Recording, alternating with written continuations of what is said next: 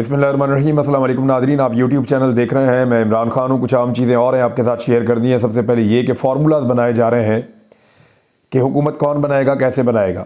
एक बात मैं आपको बता दूं कि नताइज इतने ताख़ीर का शिकार क्यों हो रहे हैं, उसकी भी एक वजह है।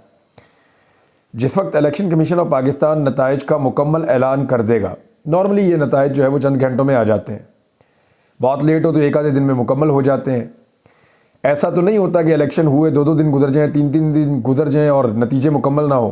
ये नताइज ताख़ीर का शिकार इसलिए हो रहे हैं कि जिस वक्त ये नताइज मुकम्मल हो जाएंगे, इलेक्शन कमीशन कहेगा कि नतीजे मुकम्मल हो गए, तो फिर टाइम कम बचेगा अगली हुकूमत बनाने के लिए। इंतकाली इक़्तिदार के ऊपर काम शुरू हो जाएगा। फिर जो है वो असम्बली का सेशन बुलाना होगा, फिर फौरी तौर पे इकट्ठे हो जाएंगे और उसके बाद जो है वो हलफ हो जाएगा। फिर किस तरह वज़ीर आज़म बनेगा, कायदे ऐवान बनेगा, पार्लियामेंट्री पार्टीज़ बनेगी, वो सारा प्रोसीजर फिर चलेगा। वो एक लंबा, उसकी तफसील में जाने की ज़रूरत नहीं है। लेकिन ये सारी चीज़ें तब शुरू हो जाएंगी तो टाइम कम मिलेगा बंदे ख़रीदने के लिए।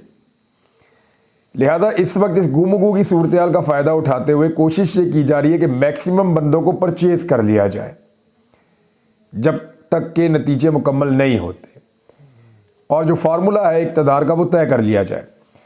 अब पाकिस्तान पीपल्स पार्टी के अंदर इस वक्त ये सोच है, और बहुत सारे लोग जो हैं वो बिलावल जरदारी को कह भी रहे हैं।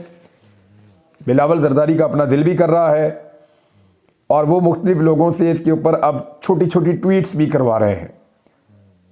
बिलावल जो है वो ख़ुद तो नहीं कह सकते अपने मुंह से, लेकिन वो अपनी पार्टी के लोगों से, अपने चाहने वालों से, अपने जानने वालों से वो अब ये बयानात निकलवा रहे हैं कि बिलावल जरदारी वज़ीर आज़म पाकिस्तान बन सकते हैं। तो पीपल्स पार्टी के अंदर ये सोच पैदा की जा रही है।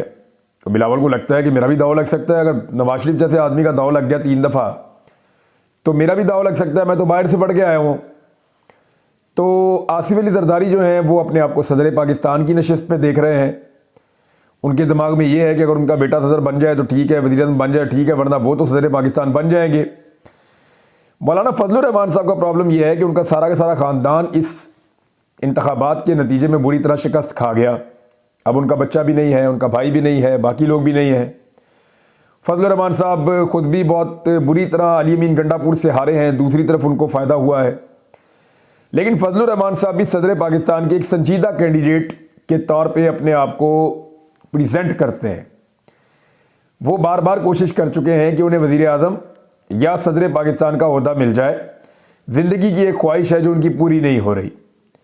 उन्होंने बड़ी कोशिश की, उन्होंने अमेरिकन को यकीन दिलाया कि जो काम आप इन लोगों से लेते हैं, हम मजहबी सियासी जमातें हम ज़्यादा बेहतर कर सकते हैं, आप हमारे लिए कोई हुक्म करें। लेकिन उनके ऊपर अमेरिकन ने एतबार नहीं किया, उनकी अपनी असेसमेंट होती है। तो फजलुर रहमान साहब भी सदर पाकिस्तान के लिए बड़े तगड़े उम्मीदवार हैं।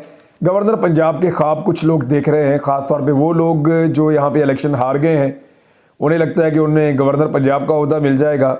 आप मेरा इशारा समझ गए होंगे। लाहौर से ख्वाजा साद रफ़ीक को लगता है शायद वो गवर्नर बन जाएंगे, लेकिन वहाँ पे पहले ही एक गवर्नर के जो उम्मीदवार हैं नवाज शरीफ के बहुत करीब हैं, जो पहले से गवर्नर हैं। फिर खुर्रम दस्तगीर भी इलेक्शन हार गए हैं और भी कुछ लोग हार गए हैं। तलाल चौधरी की बचत हो गई है, वो अगर ये इलेक्शन लड़ते तो वो भी हार जाते, तो अच्छा हो गया। उन्होंने सेनेटर बनने के मामले के ऊपर सौदा कर लिया और सेनेट की उनको नशिस्त मिल जाएगी तलाल चौधरी को। अब हो क्या रहा है कि इस वक्त खैबर पख्तूनख्वा में थोड़ी बहुत हिलजुल की गई है। जो पाकिस्तान तहरीक इंसाफ के हमायत याफ्ता आज़ाद उम्मीदवारान जीते हैं, खैबर पख्तूनख्वा में उनसे रब्ता किया गया है और उन्होंने फौरी तौर पे अपनी पार्टी को आगाह किया और उन्होंने चिट्टा साफ इनकार किया कि जी हम किसी पार्टी को ज्वाइन नहीं कर रहे। हमारे लोगों ने हमें एक ही शर्त पे वोट डाले हैं कि इमरान खान के साथ खड़े होना है। अब हम सिर्फ उसका इंतज़ार कर रहे हैं, वो जो कहेगा हम वो करेंगे। तो खैबर पख्तूनख्वा के अंदर एक नाकामी भी इतनी बड़ी हुई है सारी जमातों को इमरान खान के मुकाबले में, कि उन्हें ये समझ आ गई है कि यहाँ पे अगर बंदे तोड़ेंगे भी तो पैसा भी बहुत लग जाएगा, बंदे भी बहुत मुश्किल है यहाँ से तोड़ना, तो फिर भी टारगेट अचीव नहीं हो पाएगा। उनकी कामयाबी बहुत बड़ी है पाकिस्तान तहरीक इंसाफ की। वो इतने ज़्यादा नशिस्तों के ऊपर जीत गए हैं कि बंदे तोड़ना भी अब मुमकिन नहीं रहा। लिहाजा खैबर पख्तूनख्वा में पाकिस्तान तहरीक इंसाफ बड़े आराम से अपनी हुकूमत बना लेगी। दूसरा जो है वो पंजाब है। पंजाब में इस वक्त पूरा जोर लगाया जा रहा है। जिन MPs के इंतखाबात रह गए हैं या इनके रिजल्ट रह गए हैं, उन्हें दबाव डाला जा रहा है कि अगर आप जीतना चाहते हैं तो आप हमारे साथ वादा करें कि आप नून लीग में या पीपल्स पार्टी में ज्वाइन करेंगे। उनमें आप ज्वाइन करेंगे तो फिर हम आपको जिता देंगे। कुछ लोगों को ये भी ऑफर आया कि चले उनमें ना करें, किसी और जमात में ज्वाइन कर दें, लेकिन पीटीआई को जो है वो आप अकेला छोड़ दें। काफ लीग में चले जाएं, कहीं चले जाएं आप, लेकिन पीटीआई को अकेला आप छोड़ दें। लेकिन वो लोग, अभी तक तो कोई बंदा नहीं मिल रहा।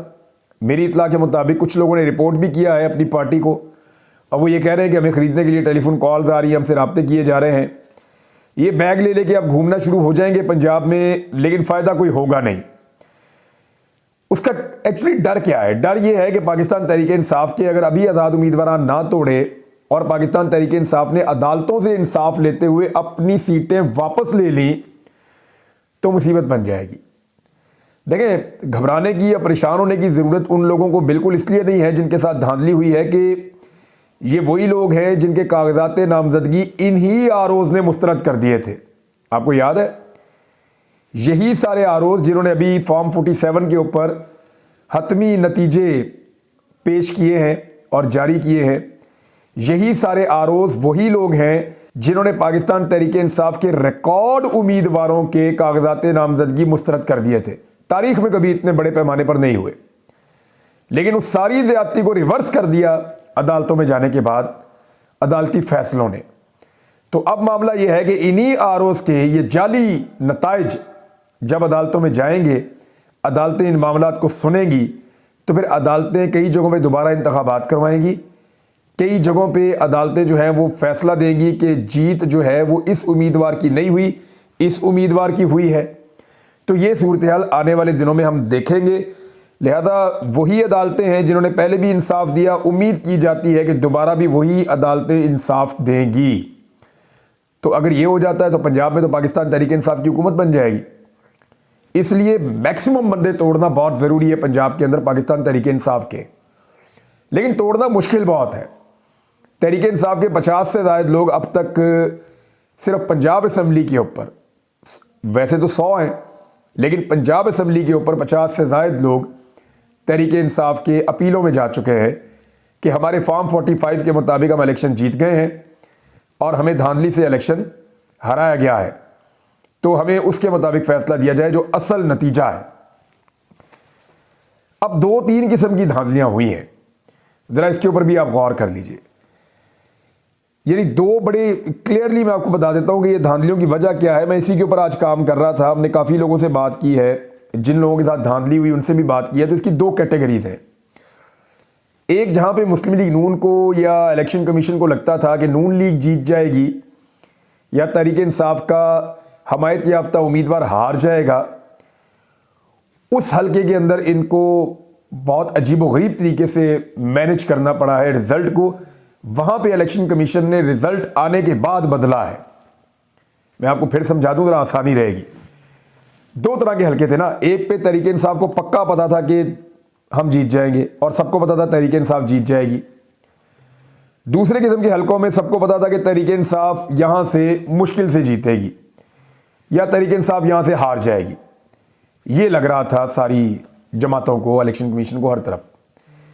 तो जहां से तहरीक-ए-इंसाफ के जीतने के इम्कानात नहीं थे, वहां पे क्योंकि कोई बंदोबस्ती नहीं किया गया, वहां पे कोई मनसूबाबंदी नहीं की गई, तो जब वहां तहरीक-ए-इंसाफ का वोटर अचानक निकल आया और उन्होंने काया पलट दी नौजवानों ने और खवातीन ने, तो फिर भोंडे तरीके से धांधली की गई और फॉर्म 45 और फॉर्म 47 का फर्क आ गया वहां पे। ये वाले हलके तो बड़े आराम से तहरीक-ए-इंसाफ वापस ले लेगी।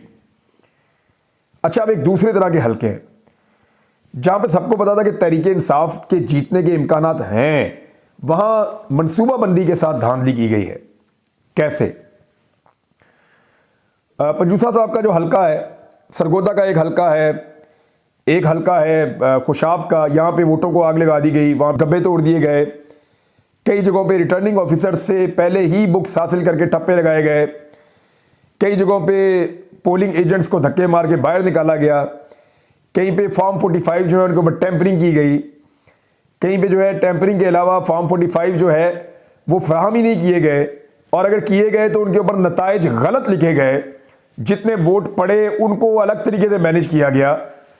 तो ये जो सिस्टमेटिक धांधली है, इसकी एक मिसाल तो वो महर शराफत वाला हल्का भी है, जहां वजीर आला पंजाब बनाने की ख्वाहिश जाहिर की जा रही थी मरीम नवाज़ को। वो इसी हल्के से इलेक्शन लड़ी हैं, उनको पूरा मैनेज किया था इस हल्के को।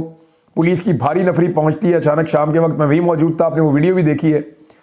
और वो मुख्तलिफ पोलिंग स्टेशन जिनको टारगेट किया हुआ था वहां जाके वो घेर लेती है और फिर पुलिस अंदर दाखिल होती है। पुलिस अंदर दाखिल होने के बाद क्या कुछ करती है वो सारे सबूत, अभी मेरी क्योंकि बात हो रही थी मैंने वो सबूत देखे तो महर शराफत के पास सारे सबूत मौजूद हैं कि पुलिस कब दाखिल हुई पोलिंग स्टेशन में, उन्होंने अंदर जाके क्या हरकत की, किस जगह पे किस पोलिंग स्टेशन में क्या हुआ, कितने बजे से लेकर कितने बजे तक क्या होता रहा।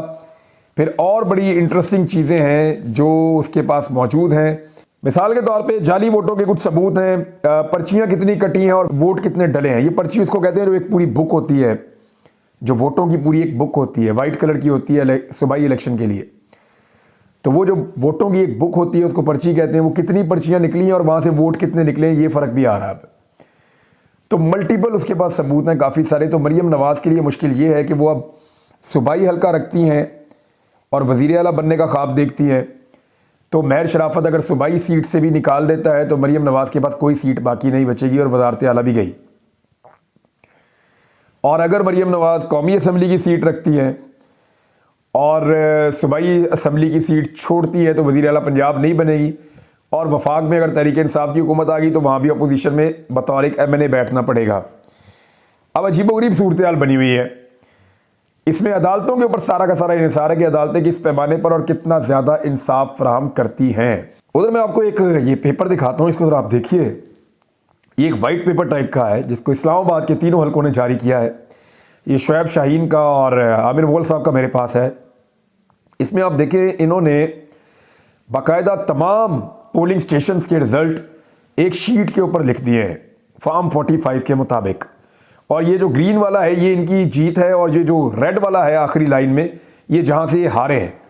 अब अगर आप देखें तो पूरे हल्के के अंदर ये अली मुगल साहब का आप अभी देख रहे हैं डॉक्यूमेंट, तो पूरे हल्के के अंदर ये तकरीबन कोई 90% या 88 या 90% बनते हैं ये पोलिंग स्टेशन जीते हैं। सिर्फ 10 या 12% पोलिंग स्टेशन हारे हैं और 10-12% पोलिंग स्टेशन की बुनियाद के ऊपर इनको इलेक्शन से ही बाहर कर दिया है। बहरहाल इनकी लीड बहुत बड़ी थी लेकिन इनको हराने की कोशिश की गई है। 40-45 हज़ार की इनकी लीड है, आप यहाँ देख सकते हैं। और इस तरह के अब फॉर्म जो है वो सबको बनाने चाहिए। फॉर्म 45 के मुताबिक इस किस्म का ये पेज सबको तैयार करना चाहिए। इससे ज़रा आसानी रहेगी समझने में और अदालत को समझाने में, और बड़े आराम से आप अपना केस हर सतह के ऊपर हर फोरम के ऊपर जाकर लड़ सकते हैं। अच्छा, एक चीज़ और हो रही है और अभी तक तो कोई नाम ऐसा नहीं आया लेकिन कुछ लोग सोशल मीडिया पे नाम चला रहे हैं कि पाकिस्तान तहरीक इंसाफ ने वज़ीर आज़म के लिए किसका नाम दिया, पंजाब के वज़ीर आला के लिए किसका नाम दिया, खैबर पख्तूनख्वा के वज़ीर आला के लिए किसका नाम दिया। तो ये गलत है, अभी तक कोई ऐसी इन्फॉर्मेशन नहीं है। ये सिर्फ और सिर्फ इस तरह की चीज़ें कुछ लोग खुद भी फैला रहे हैं अपनी पसंद और नापसंद के तहत, और कुछ लोग उसको जानबूझकर फैला रहे हैं ताकि एक डिवाइड पैदा होना शुरू हो जाए। अब से ही पाकिस्तान तहरीक इंसाफ के आज़ाद जीते हुए उम्मीदवारों में मेरे ख्याल में इमरान खान साहब को स्ट्रेटजी ये रखनी होगी कि पहले वो सबको शामिल करवाएं और उनको बाउंड करें एक पार्टी के साए के नीचे, ताकि कोई बाद में डिफेक्शन क्लॉज लगे अगर कोई छोड़ के जाए तो, और उसके बाद फैसला करें कि किसको कौन सा ओहदा देना है। अच्छा जी, पंजाब में बदतरीन धांधली के बावजूद किसको कितने वोट पड़े, तो PMLN को तो बहुत वोट बक्से में डाले भी गए, लेकिन इसके बावजूद पंजाब में 1,36,94,817 वोट यानी लगभग 1,37,00,000 वोट तहरीक इंसाफ को पड़े हैं, और नून लीग को 1,24,68,501 वोट यानी लगभग 1,25,00,000 वोट नून लीग को पड़े हैं। तो पाकिस्तान तहरीक इंसाफ ने बहुत बड़े पैमाने पर ये वोट हासिल किए हैं। अब अगर अदालतें फैसले देती हैं और ये नतीजे बदलना शुरू होते हैं तो वो जो ROs हैं जिन्होंने ये काम किया है उनके ऊपर कौन सा केस बनेगा। ये PPC का सेक्शन 409 है, इसके तहत उनको 10 साल तक की कैद और जुर्माना हो सकता है, और ये बददियानती अगर इनकी साबित हो गई तो ये अमानत में खयानत का एक केस है और इसको उनको भुगतना पड़ेगा। मैं आपको आने वाले वीलॉग में कुछ चीज़ें ये भी बताऊंगा कि किसकी हुकूमत बनेगी तो क्या होगा, क्योंकि पूरा एक मंजरनामा तैयार हो रहा है और हर चीज़ क्लैरिटी के साथ सामने आ रही है। पूरी पिक्चर आपके सामने रखेंगे। अब तक के लिए इतनी, अपना ख्याल रखिएगा, अपने इस चैनल का भी। अल्लाह हाफ़िज़।